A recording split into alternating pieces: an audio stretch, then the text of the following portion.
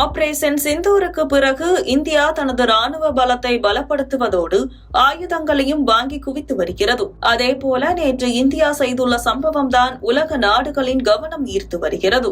ஜம்மு காஷ்மீரின் பகல்காமில் பயங்கரவாதிகள் நடத்திய தாக்குதல் ஒட்டுமொத்த இந்தியாவையும் உலுக்கியது. பாகிஸ்தானுக்கு பதிலடி கொடுக்கும் விதமாக ஆபரேஷன் சிந்தூர் என்ற பெயரில் பாகிஸ்தானில் செயல்பட்டு வந்த 9 பயங்கரவாத முகாம்களை குறிவைத்து இந்திய ராணுவம் தாக்குதல் நடத்தி பாகிஸ்தானை நிலைக்குலைய வைத்தது.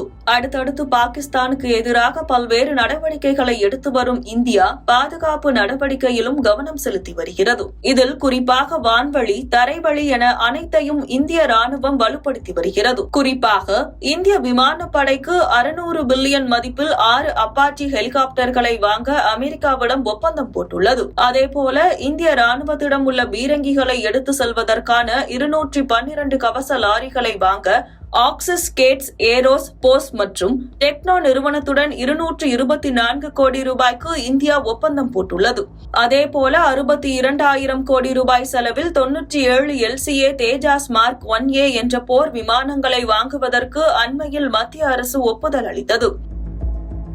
இது ஒரு புறம் இருக்க, மறுபுறம் தரைவழி பாதுகாப்பையும் இந்தியா உறுதி செய்து வருகிறது. நீர்மூழ்கி கப்பலில் இருந்து 3500 கிலோமீட்டர் தொலைவில் உள்ள இலக்குகளை குறிவைத்து தாக்கும் K4 பாலிஸ்டிக் ஏவுகணை இந்திய பாதுகாப்பு துறையால் வடிவமைக்கப்பட்டுள்ளது.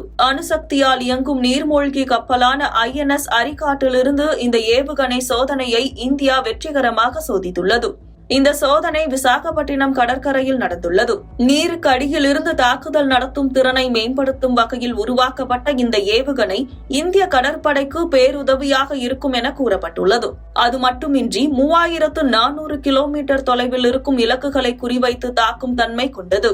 இந்த ஏவுகணை சோதனை வெற்றி இந்திய கடற்படையின் முக்கிய மைல்கல்லாக அமைந்துள்ளது. இந்த சோதனை மூலம் நீர், நிலம், வான் என அனைத்து பக்கங்களிலிருந்தும் அணு ஆயுதத்தை ஏவும் உலக நாடுகளின் பட்டியலில் இந்தியாவும் இடம்பெற்றுள்ளது என்பது குறிப்பிடத்தக்கது.